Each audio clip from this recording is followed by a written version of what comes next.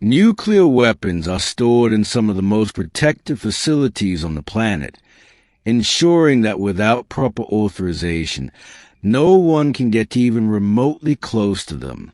However, sometimes nukes have to be transported from one facility to another, meaning that a weapon with the power to destroy an entire city is now rolling right through one, transported along the very same roads that we all use every day. It is an incredible security challenge, so much that the U.S. government has created an entire agency tasked with this one job. This is how the U.S. transports nuclear weapons. What we see here is a convoy, as it is typically used for the transport of nuclear materials.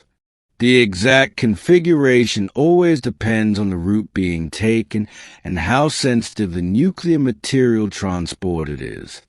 Although not necessarily the case, it is common practice, especially in cities, for the convoy to be accompanied at the front and rear by local police cars. This offers protection, and it also ensures that the vehicles can drive through more densely populated areas without ever stopping. The actual convoy begins behind the police and consists of several armored vehicles close to the truck. These are so-called Bearcats, which are bulletproof vehicles that allow the agents to be protected from attacks and, at the same time, counter them.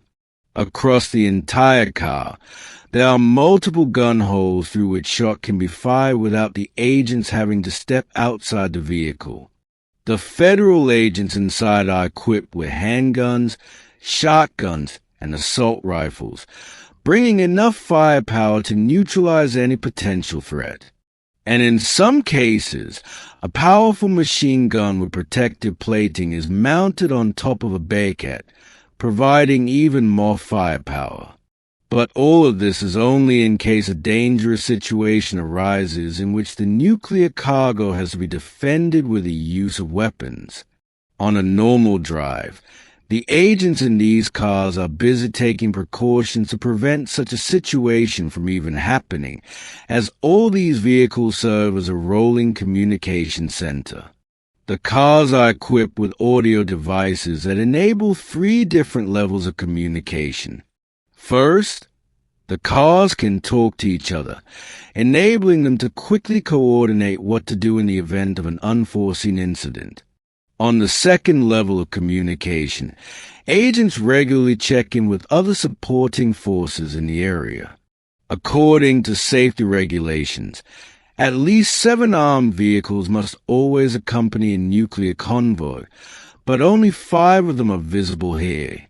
This is because the other 2 vehicles are positioned in remote monitoring locations, for example, positioned a few miles ahead to keep a lookout.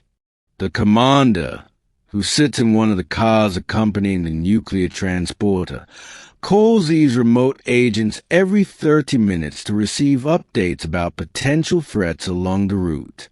This separation also guarantees that communication systems can't be knocked out in one fell swoop, as should anything happen to the 5 vehicles within the convoy, the other 2 can still radio for assistance.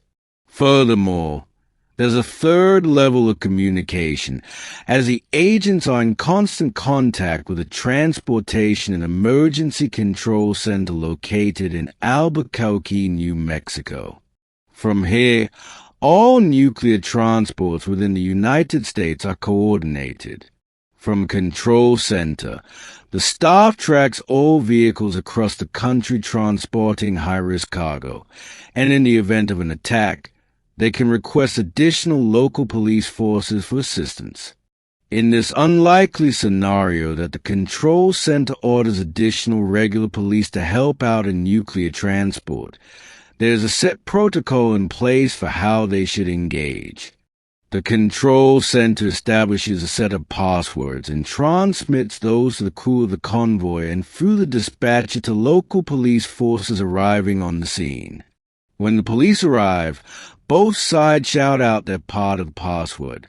Agent, bravo. This is to make sure that enemies cannot pose as police in order to gain access to nuclear cargo. It is just one of countless protocols that outlines exactly how the agents have to act in what scenario, resulting in a robust system of safety protocols that supplements military force and firepower. In the middle of all these cars is the heart of the convoy, the Safeguard Transporter, a completely custom-made vehicle that is used to transport nuclear bombs. The hull of the truck is made from a sturdy metal, rendering the vast majority of conventional tools ineffective. No amount of cutting or sawing will be enough to break through the hold, nor will any accident be violent enough to crack open the shell and spill any potentially dangerous contents out on the road or countryside. Fire won't do much good either, as the hold is designed to be entirely flame-resistant and can hold strong for hours on end. The driver is also safe, as bulletproof glass lines the windshield and windows, and the doors can only be opened from the inside. While its heavy weight of 25 tons could appear to be a disadvantage, prohibiting from doing quick evasive maneuvers, the security concept for this transport actually uses the weight to its advantage, as it keeps the vehicle stuck to the road and means an enormous force will be required to tip it on its side. Additionally, should the convoy find itself in a serious emergency, small explosives are rigged to the axle bar under the truck.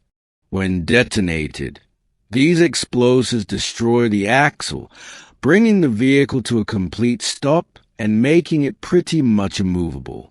Should anyone try to haul the trailer away, they'd find themselves dragging a large chunk of heavy metal against the road with no wheel support. And access through the doors to the cargo hold is impossible outside of the designated high-security areas where the United States military holds the electronic keys that unlock the doors. Nonetheless, if for whatever reason someone did break through to the transporter's cargo hold, it can automatically spray a thick foam on any intruders. This would massively impair their movement and effectively stick them to the ground. If the foam isn't enough, a powerful electric shock can be sent through the hold to knock out any remaining attackers inside. All of these security measures serve to make it virtually impossible for nukes, the most destructive weapons ever created by mankind, to fall into the wrong hands. And none of this is to mention that the entire convoy is watched by 2 U.S. military helicopters prowling the sky, providing a bird's-eye view of the mission. The National Nuclear Security Administration has never lost a single weapon en route to base in its entire history, and given the levels of security each one receives, it's easy to see why. Producing videos like this one, featuring more and more elaborate animations, has been the goal for my channel for this year, and increasing my production quality has only been made possible by the thousands of people that follow me on Nebula. Over there, I'm publishing videos that are not available on YouTube because they can't be. For videos to be able to make money on YouTube, they have to be advertiser-friendly, which was fine with this topic.